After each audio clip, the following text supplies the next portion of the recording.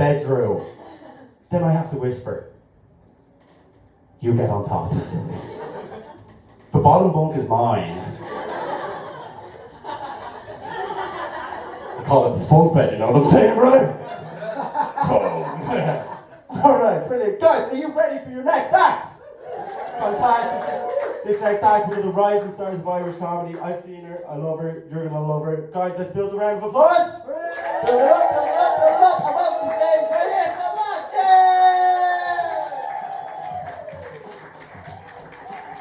Hello, how are we doing tonight? Good. You truly guys are like the true fans of comedy being here on a Monday. I mean, really. I know we have a few Americans in the room. Where's the woo? Come on. I'm feeling right at home, but as you can tell from my accent, I am arrogant. But I am originally from California, but I have been living in Ireland for 4 years, and so far it's been going well. Actually, recently, one of my Irish friends told me that I look like an Instagram model who sells cheese made from her own breast milk. They say happy cows come from California. But it has been interesting living abroad for the past few years, and the funny thing is, so when I first moved to Ireland, all of my friends were like, oh my gosh, you're going to be dating a European man, that's going to be so exotic. But the funny thing is that when you've been in the same place for so long, the exotic becomes normal, and the normal becomes exotic. Like, I've lived here long enough that a strapping Midwestern boy that still does not have his foreskin sounds appealing to me. But like most Americans, I do have a mixed type of background. My dad's side is Russian Jewish, and my mom's side is Irish Catholic, which means that I am fucked. And like the thing about it is everyone's like, oh, Risa, have you done 23andMe? That would be so interesting. And to be honest, I have not done 23andMe because I have done so much work on what I think I am, I don't think I could handle a plot twist.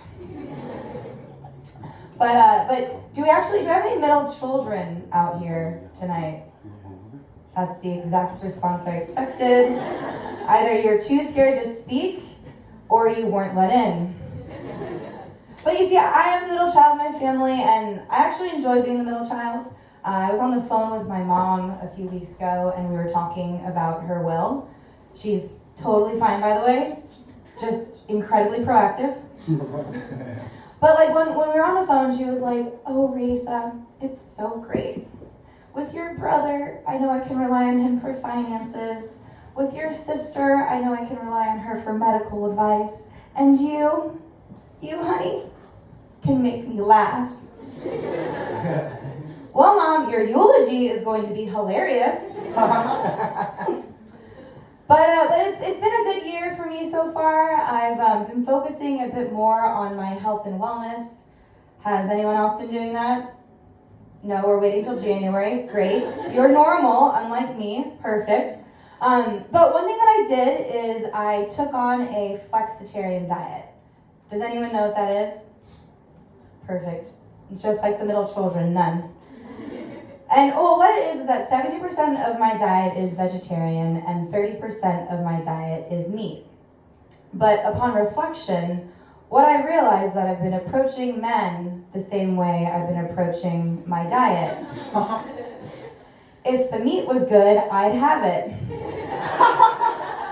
Sustainability 101. As I've been getting older, I'm trying to be more mature and make good decisions. We're working on that. But that's the funny thing is, I don't know if anyone else feels this way, but as we've been getting older, I feel like my friends and I, especially as we've gotten into our 30s, we're starting to work on ourselves a bit more. Anyone? Great. We have a really either self-aware crowd tonight, or a lot of you are going home and thinking about your life decisions. But anyways, what I realized though is that what it really means is that we're just using different terms to describe our bad habits. Like, when we were younger, we were frequent drinkers. Now, we're occasional drinkers. But like, what does occasional mean? Anyone? Honestly, it's the most vague word in the English language. Is it sometimes? Is it a dabble? Like, okay, so if tonight goes well, I'm a stand-up comedian. If tonight does not go well, I occasionally dabble in stand-up comedy. But the thing about it is, as I've been working on myself, I've started dating again, occasionally. And because of my self-awareness, when I go on these dates with these men, I'm actually starting to think a bit more about my own red flags than the guys that I'm actually dating. And I have a few. Like, first off, I am always late. I know, some people call it a bit rude. I prefer to see myself as a time optimist. I'm also not an animal person. I know. Okay, calm down. First off, it is not a personality type. You are no better than anyone else. You're like the animals. And if you're not offended, you can leave, and you're gonna have to leave early anyways to go home and feed the fucking thing. Yeah. But the biggest thing though is that my big red flag is I have an irrational fear of choking alone. Think about it. I've thought about it so much that I have looked up how to give myself the Heimlich maneuver multiple times. And for those of you wondering, what you're supposed to do is find a blunt surface, slam your diaphragm against it, and hope for the best. Now you're probably being like, why is this girl on about choking alone? But you laugh. However, I did this joke in front of a friend a few weeks ago, and the next day at her office, someone started to choke. And because she knew about the diaphragm, she saved his life. And everyone in her office was so proud of her and calling her a hero. But to be honest, I was really proud of her for making choking a group activity. Thank you, everyone. My name is Grace Amaskia. You've been great.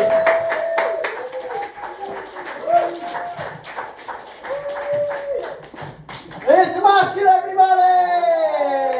Fantastic!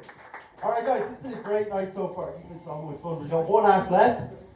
I know, you're supposed to